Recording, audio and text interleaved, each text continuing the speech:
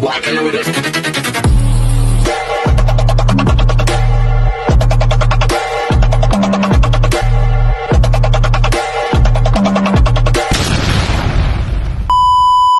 Hi everyone! Good morning! It's your Mama Sam dito sa Sam Sam TV. So, kamusta kayong lahat? Happy Sunday morning sa atin lahat ng bonggang-bongga. Kung ako naman ang tatanungin ninyo, ayan, katatapos ko lang mag-walking at take note guys, nakatakbo ako. Konti lang naman kasi hindi ako naka-rubber shoes. So, tinry ko lang kung kaya ko nang tumakbo, aba. Nag-work.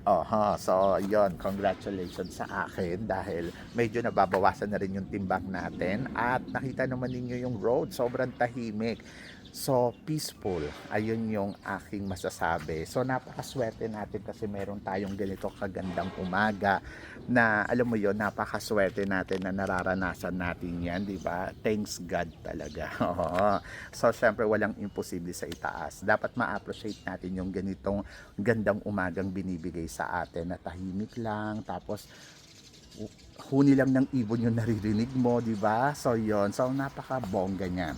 So, ito na nga, pag-usapan natin yung to be continuous, yung part 2 ng kwento natin yesterday. Alam ko yung iba nabitin.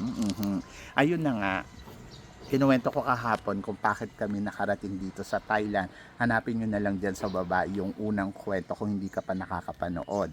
So, ito na yung pangalawa. Siyempre, hindi naging madali yung journey namin dito dahil alam mo yon, yung struggle na pinagdadaanan kasi hindi lang naman yan na parang may pera ka tapos makakaupa ka na ng bahay tapos okay na lahat.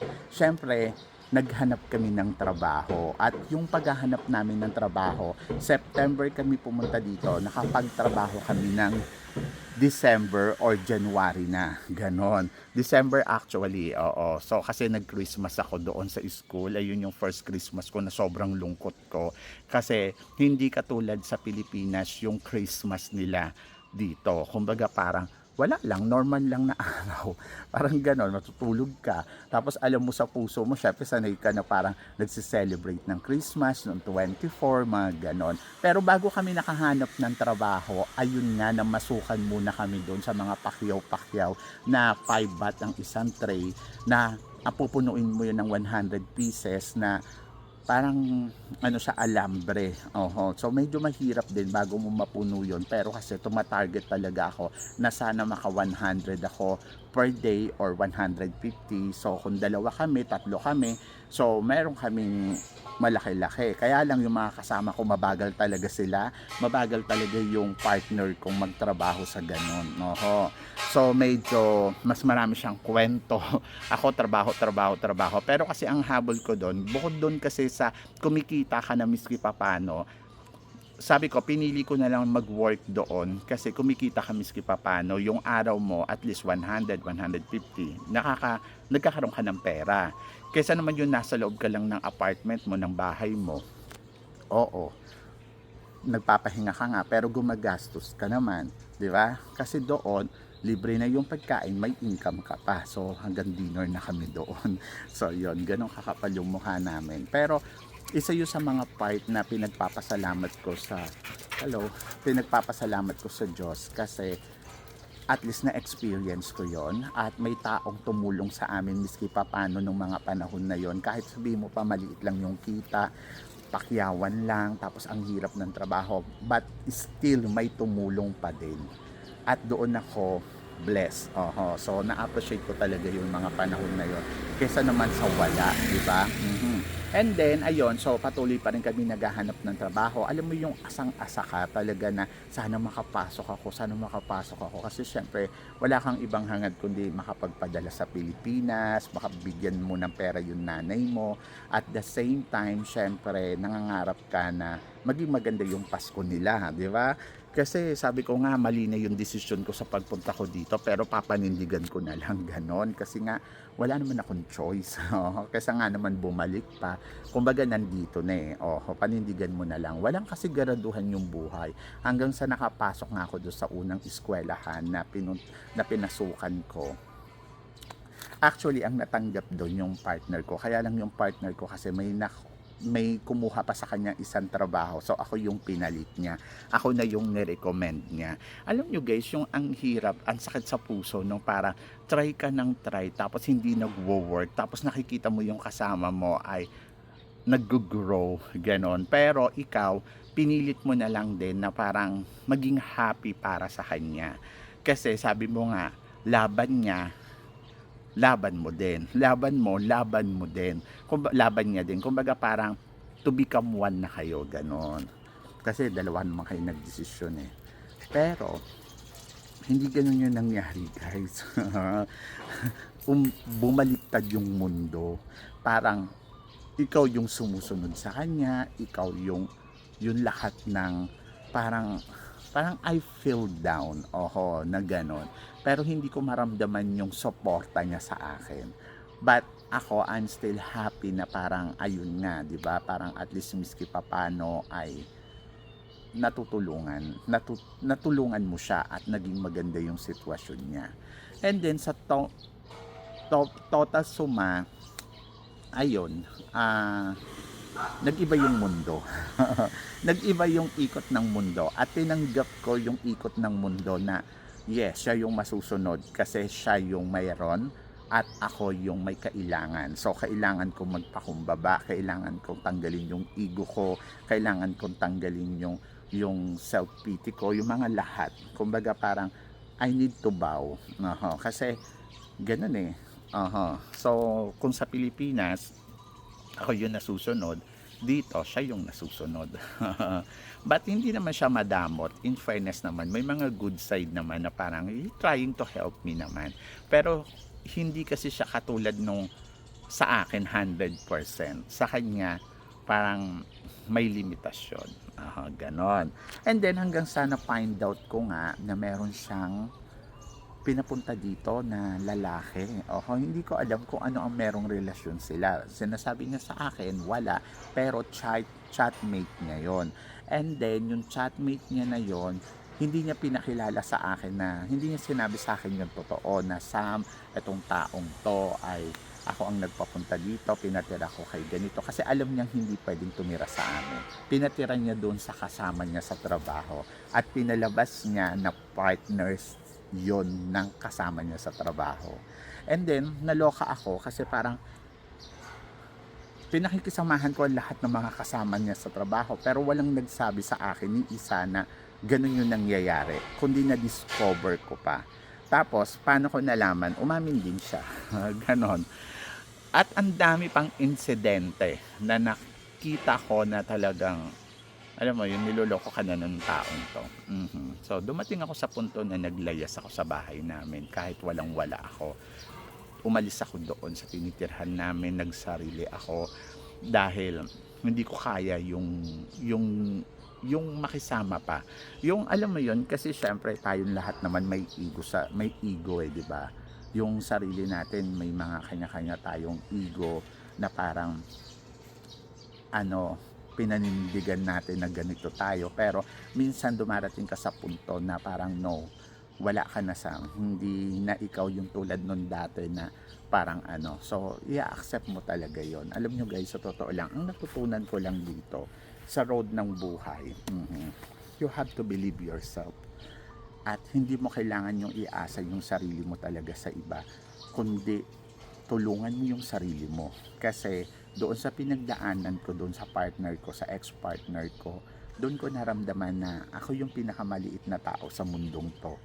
Pero ako ang nakatulong sa kanya kung bakit siya nando doon. Alam mo yon? Pero yung pinaramdam niya sa akin, ikaw yung pinakamaliit na tao. Yun yung naramdaman ko. Hindi ko alam kung sinadya niya yon, pero for sure hindi naman niya sinasadya yon, or baka yun lang yung iniisip ko because of my ego. And then, you have to tanggalin yung ego sa katawan mo dahil hindi siya makakatulong sa'yo para umangat ka. Tanggalin mo siya. And then, ganun eh. Ang tao kapag may kailangan at nakakatulong ka, andyan sila sa'yo. Pero kapag wala kang natutulong at hindi ka nila kailangan, aalis sila sa'yo, yung ganon. So, you have to learn na dapat mahalin mo yung sarili mo more than doon sa pagmamahal mo doon sa ibang tao. At yun yung natutunan ko. Mas mahalin mo ang sarili mo more than sa mahal mo yung taong yun. Intindihin mo yung sarili mo. Oo. And then, hindi ako natakot ko mawala kasi parang feeling ko, kasi naman yung mawala na yung respeto namin sa isa't isa habang magkasama kami. So, siguro ayun yung destiny. And then, I feel bad. I feel bad talaga nung time na yun. Na parang bahala na. So, yun. So, ginive up ko hanggang sa tumayo ako sa sarili kong paa. So, nagdasal ako na sabi ko, Lord, hindi ko kaya yung ganito. Hindi ko alam yung gagawin ko. Pero natulungan ako ng God. Natulungan niya ako na, alam mo yon, may angat yung buhay ko. Maayos yung buhay ko. And then, doon ko nakilala si Nu. At yung nakilala ko si Nu, naging opposite naman siya nung partner ko noon. So yon, opposite siya. Mas naramdaman ko ang pag-iintindi, mas naramdaman ko ang pag-aalaga. Ang maganda, natuto na ako na parang kasi dati medyo mataas talaga yung gano'n. No, ngayon natuto ako na dapat equal tayo. So yun din lang ang kulang sa akin noon, na parang siguro na-treat ko din siya na parang ako ang masusunod, ako yung meron. Tapos kaya yung nagkaroon siya, mas naging matapang na siya. Hindi ko rin naman siya ma-blame, di ba? Kasi siguro may mali din naman ako sa sitwasyon. Tapos dumating yung panahon na pinamukha sa akin yon ng bonggang-bongga. Tapos ayun, hindi ko lang siguro matanggap. At naloka lang ako. Ganon. Pero sa kabilang banda, natuto ako sa sarili ko dahil dito sa pamumuhay ko sa Thailand. Mas namulat yung mata ko, mas namulat yung isip ko na ang life pala ay ganito. And I'm happy now. Kung ano yung meron ako. And then, ayun nga, si God, pinalitan niya yung tao na much better, na siguro, din, nakita din ni God siguro yung good side ko sa lahat ng ginawa ko. And then, pinalitan niya yung taong yon na much better, na mas may pagpapahalaga, na mas love ako, mas may respeto sa relasyon sa bawat isa sa amin. Kaya swerte ako. Ngayon masasabi ko, panalo ako. Panalo ako sa lahat ng bagay. So yun, dahil siguro kaya ako nasasabi to ngayon, dahil alam kong kakampi ko ang Diyos. So yun lang, naging matapang lang ako na harapin yung totoo. Naging masipag ako, naging masikap ako. Guys, kung iisipin mo, hindi mo alam kung paano ka makakatawid sa sitwasyon, di ba? Yung mga panahon na yon. Pero nagawa ko naman. Kaya sa may mga pinagdadaanan dyan na katulad ng kwento ko, huwag kayong matakot na kumawala kung hindi na nagwo-work. Huwag kayong matakot na baka mag-isa kayo. Doon mo matututunan na dapat mahalin mo yung sarili mo, diba? At kung mahal mo yung sarili mo, hindi mo hahayaan na patapakan ka ng ibang tao, lalo na kung nakatulong ka naman. Ipag sa Diyos mo na lang, tahimik kang umalis. Yun. Niwala ka sa akin, may plano ang Diyos. Yun, so doon lang po yung kwento ko. Sana nagustuhan ninyo. At laban lang talaga sa buhay. At tiwala sa sarili, higit sa lahat. Ganon. Ayan, sa mga hindi pa nakaka-follow at nakaka-subscribe, please don't forget to click like and subscribe my channel at i-click nyo na rin ang notification bell to more updated. Siyempre, sa aking mga chika, maraming salamat po.